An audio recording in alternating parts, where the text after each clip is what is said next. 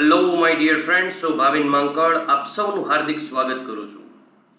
મિત્રો, આજે આપણે ધોરણ 11 ની અંદર જે પાઠ નંબર 1 સમજી રહ્યા છીએ, વાણિજ્ય પત્રવ્યવહાર અને સેક્રેટરી ઓફ પ્રેક્ટિસની અંદર, એની અંદર આજે આપણે પાઠ 4 પાઠ પહેલાનો ચોથો પાર્ટ અપલોડ કરવા જઈ રહ્યા છીએ.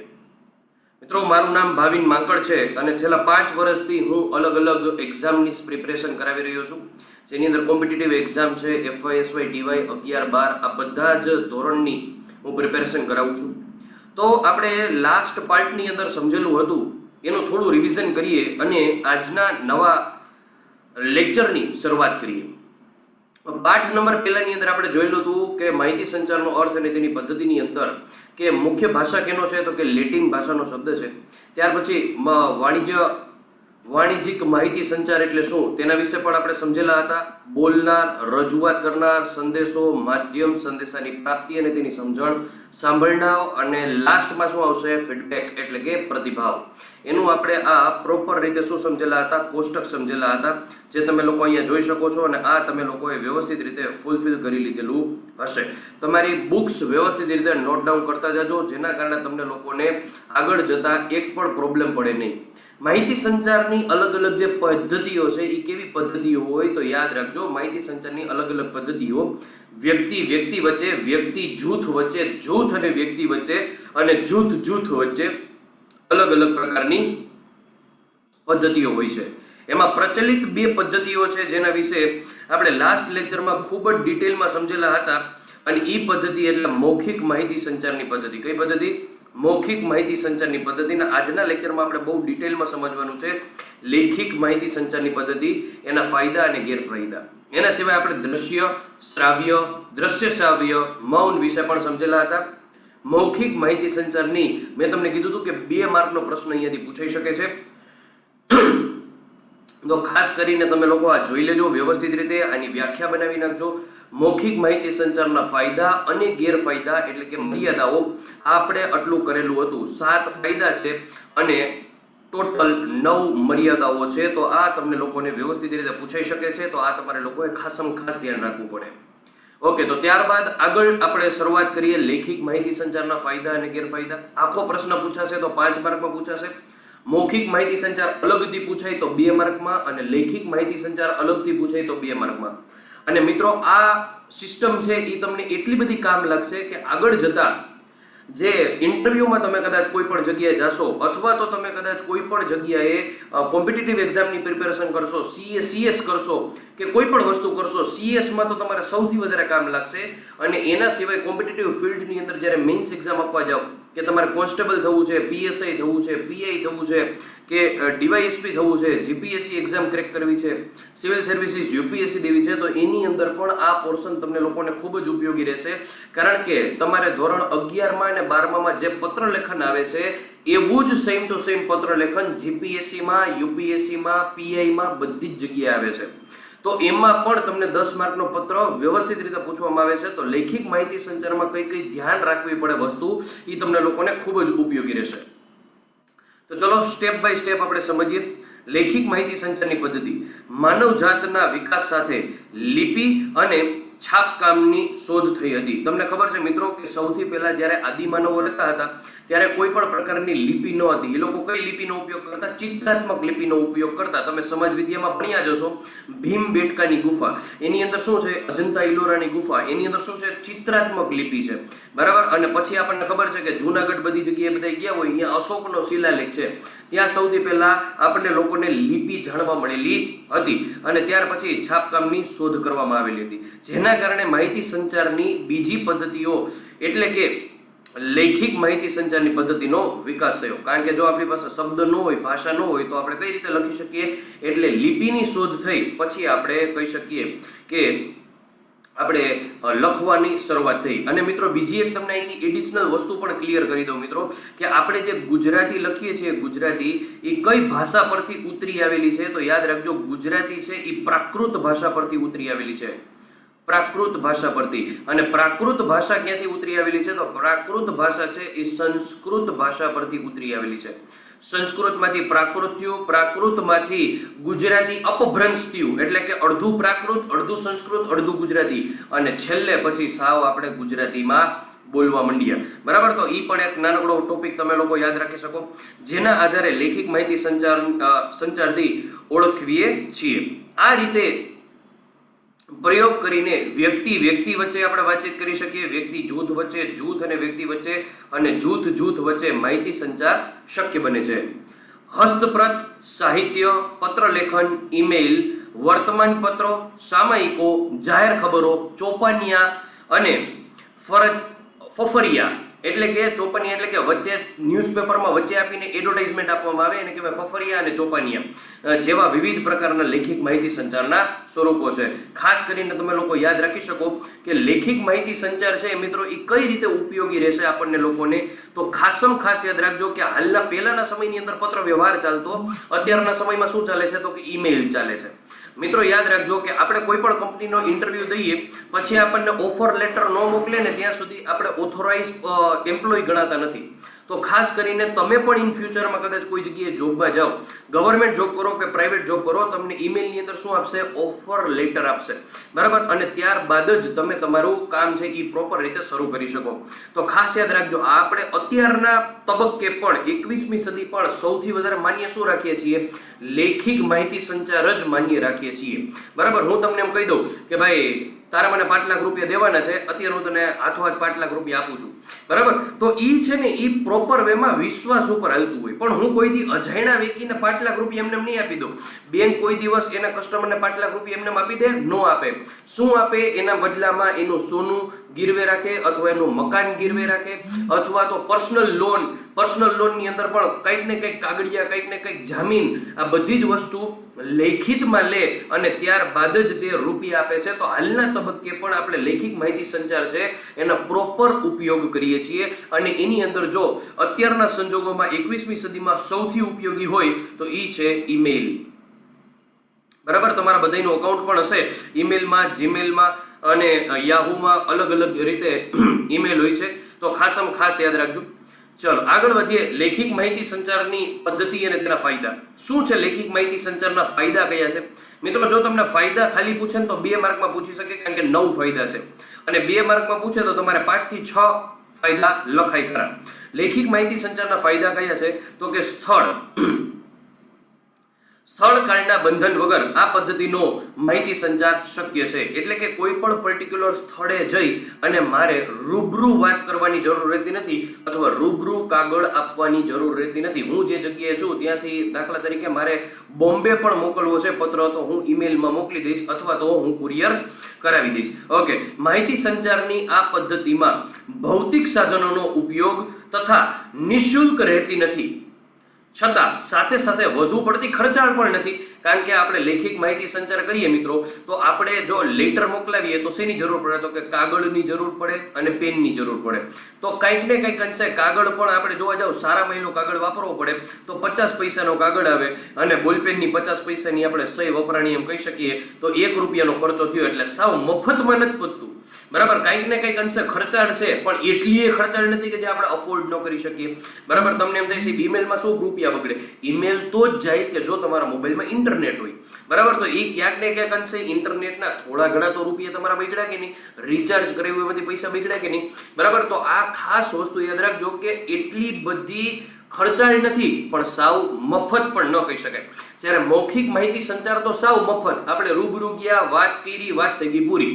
બરાબર, તો ઈ એક પણ પ્રકારની ખર્ચાળમાં ન આવે, સાવ એટલે સાવ ફ્રીમાં પતી જાય મૌખિક માહિતી સંચાર. જ્યારે લેખિત માહિતી સંચાર નિઃશુલ્ક રહેતી નથી. આ શબ્દ તમારે ખાસ યાદ રાખવો પડશે, અને વધુ પડતી ખર્ચાળ પણ નથી. ઓકે, માહિતી સંચારની ક્રમબદ્ધ વ્યવસ્થિત જાળવણી તથા સાચવણી શક્ય બને છે. કોઈ આપણને લેટર આપ્યો હોય તો એ આપણે પ્રોપર રીતે સાચવીને રાખીએ તો આપણને ખબર પડે કે આ મારો ફર્સ્ટ ઓફર લેટર હતો, તો આપણે કહી શકીએ. જેના કારણે આ આપણે જે છે મકાનના દસ્તાવેજ છે મિત્રો, જ્યાં સુધી આપણે મકાન ન વેચીએ ત્યાં સુધી સાચવીને રાખીએ. શું કામ? કારણ કે લેખિત માહિતી સંચારનું ઉદાહરણ છે કે આ મકાનનો માલિક હું છું એમ ખબર પડે. હવે જો મકાનના દસ્તાવેજ ખોવાઈ ગયા તો કેવા ધંધે લાગીએ, તમે જ વિચારો જોઈએ. ચલો, માહિતી યોગ્ય ગોઠવણી જાળવણીના કારણે સંદર્ભ મેળવવો અને ટકાવવો શક્ય બને છે. એક પ્રકારનો વિશ્વાસ આવે બરાબર. લેખિત તમે કોઈને આપો કે ભાઈ હું તમને લોકોને એમ કહું, સ્કૂલમાં તમે મારી પાસે ભણવા આવ્યા અને હું તમને એમ કહું કે દોસ્ત તારું 100% રિઝલ્ટ આવશે એવું હું તને લખી ન દઉં તારા મમ્મી પપ્પાને, તો તારા મમ્મી પપ્પાને 100% મારા ઉપર વિશ્વાસ આવે. બરાબર. એ એક ખાસ વસ્તુ યાદ રાખવાની. લેખિત સ્વરૂપે થતા માહિતી સંચારને કાયદાકીય દ્રષ્ટિએ અધિકૃત ગણવામાં આવે છે. Most IMP. આ પોઈન્ટ આપણા માટે અત્યારે પણ ઇમ્પોર્ટન્ટ છે અને આગળ જતા ફ્યુચરમાં તમે કોઈ પણ બિઝનેસ કરશો કે કોઈ પણ જોબ કરશો કે કંઈ પણ કરશો એના માટે આ પોઈન્ટ તમારા મગજની અંદર હોવો જોઈએ. જો તમારી પાસે લેખિત માહિતી સંચારનો પુરાવો હોય અને સામેવાળા ઉપર તમારે દાવો કરવો હોય, કેસ કરવો હોય, નોટિસ મોકલવી હોય તો તમારી પાસે લેખિત માહિતી સંચાર હોવું જોઈએ. હવે દાખલા તરીકે મેં કોઈ કિશોર નામના વ્યક્તિ પાસેથી ₹1,00,000 લીધો. હવે કિશોર નામના વ્યક્તિએ મને મારા વિશ્વાસ ઉપર આપી દીધો ₹1,00,000. નો મારી પાસેથી લખાણ લીધું કે નો મારી પાસેથી જામીન લીધી. હવે હું અઠવાડિયા 15 દી 2 મહિના પછી હું કિશોરને ભૂલી જાઉં કે ભાઈ તું કોણ, હાલ નીકળ, તો ઈ વસ્તુ પ્રૂફ રહેતી નથી. ઈ કોર્ટમાં કે નોટિસ મને એક પણ પ્રકારની મોકલાવી શકતો નથી. યાદ રાખજો. તો ઈ કિશોર નામનો વ્યક્તિ છે, એની પાસે એક પણ પ્રકારનો માહિતી સંચાર રિટર્નમાં નથી. અને કોર્ટ કે વકીલ કે પોલીસ કે બેંક શું માને તો કે રિટર્નમાં તમારી પાસે હોવું જોઈએ, તો અને તો જ એ માન્ય રાખવામાં આવશે. એટલે ફ્યુચરમાં પણ તમે કદાચ કોઈ પણ જગ્યાએ જિંદગીમાં વ્યવહાર કરો તો હંમેશા લેખિત પુરાવો રાખજો. બરાબર. મિત્રો એવું પણ બની શકે, એક વ્યવહારુ જીવનનું તમને એક્ઝામ્પલ આપું કે તમે થોડાક મોટા થાવ, કોલેજમાં જાઓ અથવા તો થોડીક નાનકડી એવી જોબ તમારા હાથમાં હોય, ત્યારે તમારા મિત્ર તમને એમ કે ભાઈ મારે અત્યારે થોડીક જરૂર છે, મને ₹50,000 લાવ ને. ત્યારે ₹50,000 તમે તમારે દેવાની ઈચ્છા નથી, પણ તમારો ખાસ મિત્ર છે, તમને એક બીક લાગે છે કે હું આને દઉં કે નહીં, હું આને દઉં કે નહીં. ત્યારે મિત્રો યાદ રાખજો કે ત્યારે તમારી પાસે એને ₹50,000 દઈ દેવાય એક મિત્રતા જાળવવા માટે, પણ આપણા પૈસા સિક્યોર રહે એના માટે એની પાસેથી એક નેક્સ્ટ ડેટ નો ચેક લઈ લેવાય. એટલે કે એમ કહેશે કે હું તમને 1/7 પૈસા આપ્યા અને એ તમને એમ કે હું 1/9 તમને પૈસા આપી દઈશ, તો આપણે શું કરાય, 5/9 નો ચેક લઈ લેવાય. 5 તારીખ અને 9મા મહિનાની તારીખનો ચેક લઈ લેવાય. હવે જો એ તમને 1લી તારીખે ચેક નથી આપતો અને 5મી તારીખે તમે બેંકમાં ચેક જમા કરાવો છો અને આ ચેક જો રિટર્ન થાય તો એના ઉપર કેસ થઈ શકે. બરાબર. તો ખાસ યાદ રાખજો કે જો તમારી પાસે ચેક ન હોય તો તમારે ₹50,000 ભૂલી જવાના રહે. બરાબર. પણ આપણા ₹50,000 આપણી મહેનતના પૈસા જાય નહીં, તો સામેવાળાને આપણે બાંધી શકીએ કઈ રીતે, ચેક લઈને. બરાબર. એમ કે તારા ખાતામાં અત્યારે નથી, પણ તું એક કામ કરજે, 1લી તારીખ સુધીમાં તારા ખાતામાં પૈસા નખાવી દેજે, હું 5મી તારીખે ચેક નખાવીશ. તો આ એક આપણી પાસે સિક્યુરિટી રહે. તો આ તમારે લાઈફ ટાઈમ યાદ રાખવું. લેખિત અભિવ્યક્તિ માટે પુરાવાનો પૂરતો સમય મળતો હોવાથી માહિતીની પ્રસ્તુતિ વિશે સભાનપણે પ્રયત્નો કરી શકાય છે. રજૂઆતને સુધારી અને મઠારીને અસરકારકતા ક્ષિતિરહિત બનાવી શકાય છે. એટલે કે માહિતી સંચાર જો આપણે લેખિત કરતા હોય તો અત્યારે મારે તમને વ્યવસ્થિત રીતે લખીને ભણાવવું હોય તો હું શાંતિથી વિચારીને તમને લોકોને લખીને પત્ર લખીને મોકલીશ. બરાબર. એમાં એક પણ જોડણીની ભૂલ હશે તો હું પત્ર ફાડી અને પાછો પત્ર લખીશ. બરાબર. અત્યારે હું મેલ ટાઈપ કરતો હોઉં અને મેલ ટાઈપ કરવામાં મારી કદાચ સ્પેલિંગ એરર થઈ તો હું તરત જ F7 કી કરી અને સ્પેલિંગ ચેક કરી લઈશ અને પછી સાચો સ્પેલિંગ લખીને તમને મોકલીશ, અથવા ગૂગલની અંદર સર્ચ કરીશ કે આનો સાચો સ્પેલિંગ શું થાય છે, પછી મૂકીશ. જેના કારણે એક પણ ભૂલ રહેતી નથી અને મારું પરફોર્મન્સ છે એ વ્યવસ્થિત રીતે બેસ્ટ પરફોર્મન્સ રહેશે. માહિતી સંચારની આ પદ્ધતિ માટે યોગ્ય વ્યક્તિની પસંદગી કરી અને તેને જવાબદારી સોંપી શકાય છે અને સંચારની પ્રક્રિયામાં કોઈ પણ પ્રકારની ભૂલ કે ક્ષતિ રહી જાય તો આ અંગેની જવાબદારી એ વ્યક્તિની જ રહેશે. એટલા માટે જ મિત્રો કંપનીની અંદર સેક્રેટરી નીમવામાં આવે છે. કારણ કે કંપનીનો માલિક જે છે, કંપનીનો માલિક એ બધાય કામ કરી શકતો નથી. જ્યારે એના માટે એક એને સેક્રેટરી નિમેલો હોય છે અને આ સેક્રેટરી છે એ બધા કામ કરતો હોય છે. બરાબર. તો એ એક આપણે ખાસમાં ખાસ વસ્તુ યાદ રાખી શકીએ. તમે જોઈ શકો મિત્રો કે કોઈ પણ એવી નાની એવી ફોર્મ હોય તો એનો એક એમ્પ્લોય હોય, એ જ માલિકના બધા કામ કરતો હોય. જેમ કે હું તમને જીવતું જાગતું ઉદાહરણ આપું તો સિમ્પલ તમે વિચારી શકો કે કોઈ એક ફોર્મ છે, એની અંદર એક એમ્પ્લોય છે, તો માલિક જ બધા કામ નથી કરતો. એનો એમ્પ્લોય હોય, કમ્પ્લીટ પત્ર લખીને આપે, માલિક આખે વાંચી લે, નીચે સહી કરી દે, ઓકે કરીને જવા દે. માલિક શું કરે છે, માત્ર ચેક કરે, સહી કરે, માત્ર ચેક કરે, સહી કરે. બરાબર. આ તમે ઘણા બધા મૂવીમાં પણ જોયું હશે. બરાબર. રેસ મૂવી જોયું હોય તો તમને ખબર હશે કે રેસ મૂવીની અંદર જ્યારે એની બધી પ્રોપર્ટી છે, માલિકને સેક્રેટરી ઉપર એટલો બધો વિશ્વાસ આવી જાય કે છેલ્લે પત્ર વાંચતો નથી, એમને સહી કરી દે. જેના કારણે સેક્રેટરી છે અલગ અલગ પ્રકારના કાગળિયા સહી પોતાની રીતે કરાવી લેતો હોય છે. તો આ સેક્રેટરીના પણ ફાયદા અને ગેરફાયદા આપણે થોડાક જ લેક્ચર પછી સમજવાના છીએ, જેના કારણે તમને કમ્પ્લીટ થઈ જશે. ઓકે, આગળ વધીએ.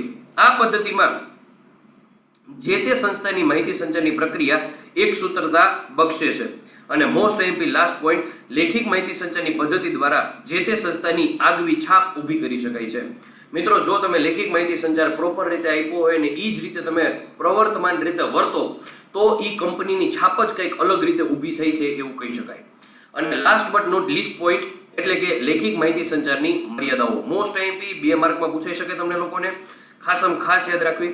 લેખિત માહિતી સંચાર છે એની પણ ઘણી બધી મર્યાદાઓ છે. તો 8 પ્રકારની મર્યાદા છે. શું છે મર્યાદા સમજીએ.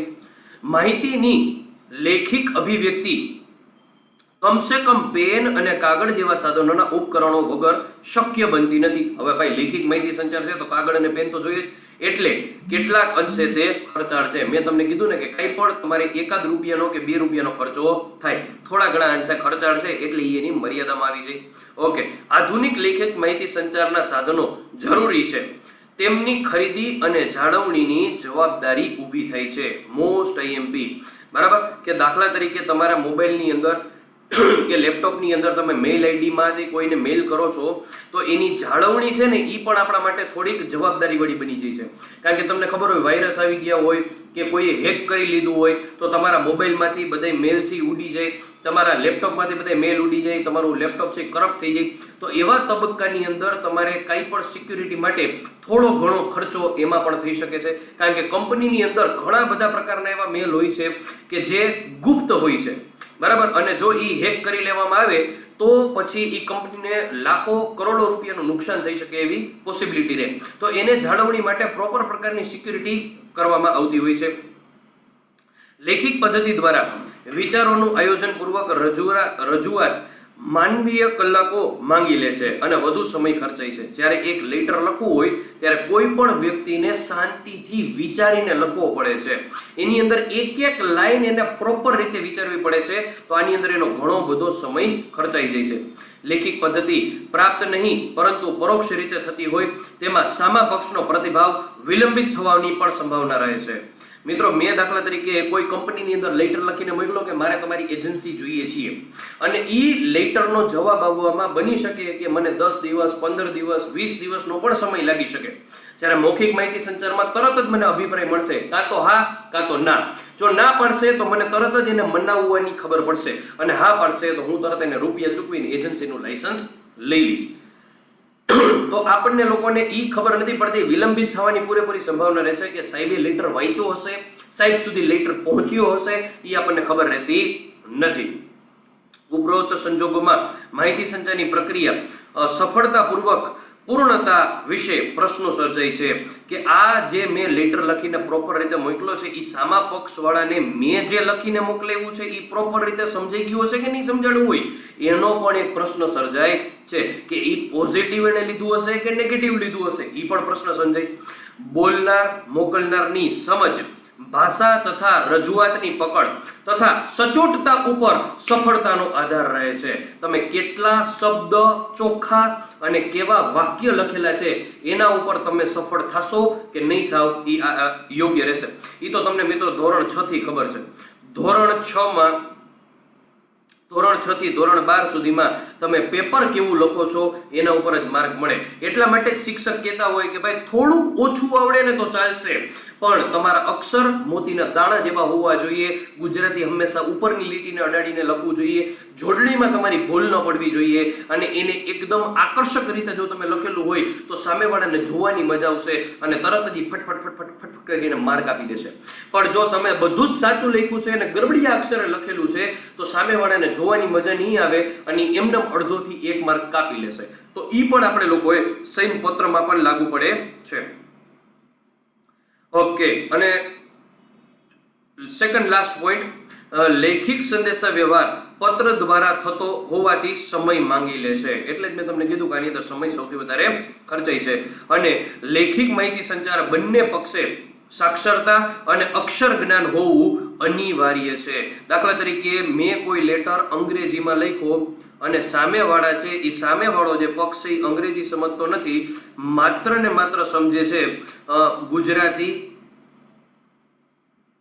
તો સામેવાળો પક્ષ જે ગુજરાતી સમજે છે તો શું થશે પ્રોબ્લેમ કે સામેવાળા પક્ષ પાસે અક્ષર જ્ઞાન તો છે પણ સાક્ષરતા પૂરી અંગ્રેજી ભાષાની નથી, તો મારો આ લેટર છે એને પ્રોપર સમજવામાં વાર લાગશે અથવા નહીં સમજાય. તો આવું પણ બની શકે કે બંને તબક્કે શું હોવું જોઈએ, સાક્ષરતા અને અક્ષર જ્ઞાન હોવા જરૂરી છે. તો આ પણ એક આપણે પોઈન્ટ યાદ રાખી શકીએ. આ 8 એ 8 શું છે તો કે એની મર્યાદા છે. આ ખાસ યાદ રાખજો ભૂલ્યા વગર. એટલા માટે તમને લોકોને આ 2 માર્કમાં પ્રશ્ન પૂછાઈ શકે છે મિત્રો. તો આ પણ આપણે લોકોએ યાદ રાખવો પડે. અને આના ઉપરથી આપણે જે ટેક્સ્ટ બુકના પ્રશ્ન છે જે લીધેલા છે, જે તમે લોકો જોઈ શકો છો, પત્રો દ્વારા ધંધો વ્યાપાર વિકસાવવાની પ્રવૃત્તિને શું કહેવા માંગે છે એ તમારે લોકોએ મને જવાબ કમેન્ટ બોક્સમાં કરીને દેવાનો રહેશે.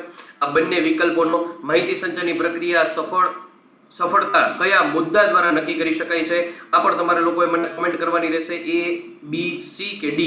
પ્રશ્ન નંબર પહેલામાં આ જવાબ આવશે, પ્રશ્ન નંબર બીજામાં આ જવાબ આવશે. ખાસ કમેન્ટ કરજો. અને મિત્રો આ બધા જ પ્રશ્નોનો તમે સ્ક્રીનશોટ લઈ અને તમે લોકો પ્રેક્ટિસ કરી શકો છો.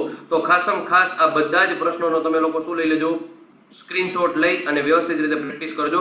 અને જો મિત્રો તમને લોકોને મારો વિડીયો ગમ્યો હોય તો ખાસ કરીને તમારા બધા જ ફ્રેન્ડ સર્કલને, ગ્રુપ સર્કલને મોકલી દેજો. અને આપણે નેક્સ્ટ વિડીયો વળી પાછો આવતીકાલે આવશે. ત્યાં સુધી મને રજા આપો. Thank you so much. અને વિડીયોને વધારે શેર કરો. અમારી યુટ્યુબ ચેનલને લાઇક, શેર અને સબસ્ક્રાઇબ કરો, જેના કારણે અમને પણ પ્રોત્સાહન મળતું રહે. અને જો તમને વિડીયો ગમે છે તો ખાસ કરીને કમેન્ટ કરતા રહ્યો, જેના કારણે અમારો ઉત્સાહ બરકરાર રહે.